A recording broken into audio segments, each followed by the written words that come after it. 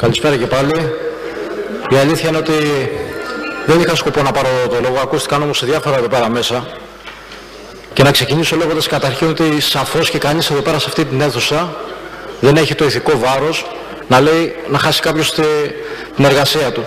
Και σαφώς κανείς μας δεν πρόκειται, θεωρώ αυτονόητα, να εναντιωθεί στο ψήφισμα αυτό που πάμε να φέρουμε. Εδώ όμως θέλω να προσθέσω κάτι άλλο. Ουσιαστικά θα ψηφίσουμε μάλλον κάτι το οποίο έχει χρειά πολιτικής απόφασης. Τι εννοώ με αυτό?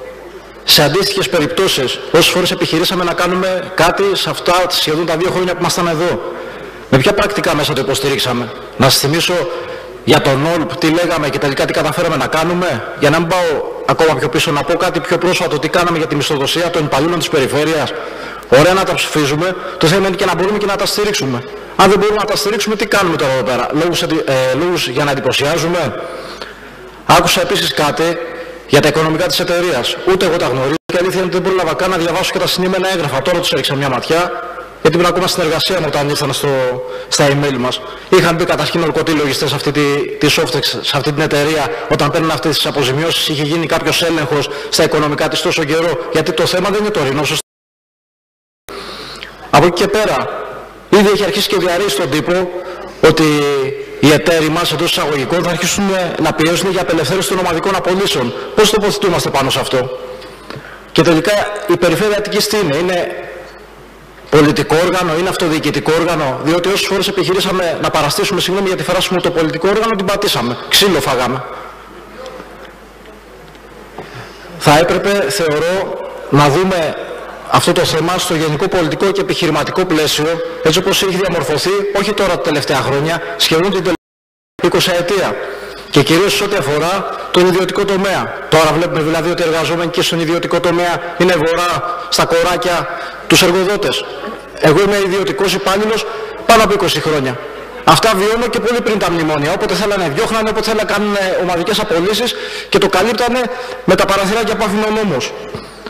Ήθελα να θέσω λοιπόν ένα ερώτημα βασικό. Πάει η εταιρεία στα διοικητικά δικαστήρια και λέει εγώ την κλείνω την εταιρεία. Πώς θα προστατεύσουμε τους εργαζόμενους? Διότι σωστά τοποθετήθηκε προηγουμένως ο κ. Δαμάσκος και είπε ότι αυτό δεν είναι μια γνωστοποίηση, και εγώ τώρα το διάβασα και βλέπω ότι γράφει επί λέξη ότι η εταιρεία διακόπτει πλήρως, οριστικός, πραγματικός και αμετακλήτως τη λειτουργία της. Και έχει ένα χρονοδιάγραμμα μέχρι 31 Μαρτίου του 2016. Τι θα κάνουμε λοιπόν σε αυτή την περίπτωση? Τι περιθώρια μας δίνει ο νόμος? Για μένα λοιπόν αυτό που θα έπρεπε να πούμε αυτή τη στιγμή, διότι σε πρακτικό επίπεδο, επιτρέψτε μου να πω, δεν θα μπορέσουμε να προστατεύσουμε τους εργαζόμενους δυστυχώς, θα είναι να βλέπαμε με ποιο τρόπο χορηγούνται αυτές οι άδειες σε όλες αυτές τις εταιρείες που δραστηριοποιούνται στην Ελλάδα. Γιατί δεν είναι η πρώτη φορά που γίνεται κάτι τέτοιο. Δείτε και άλλες, και στο πρόσφατο παρελθόν, επιχειρήσεις πώς κλείσανε και τι απόγειραν οι εργαζόμενοι. Πώς φτάσαμε σε αυτό το υψηλό ποσοστό ανεργίας? Μόνο από τους 137 εργαζόμενους της Softex. Από εκεί και πέρα, και με αυτό κλείνω και μην θεωρηθεί ότι λαϊκίζω, δεν το συνηθίζω. Αν θέλαμε να πούμε ότι κάνουμε όντως κάτι πρακτικό, από αυτό το αποθεματικό, ας δίναμε μια μικρή βοήθεια σε αυτούς τους ανθρώπους, έστω ένα χιλιάρικο που είναι απλήρωτοι, να δούμε τι άλλο μπορεί να γίνει μέχρι τότε.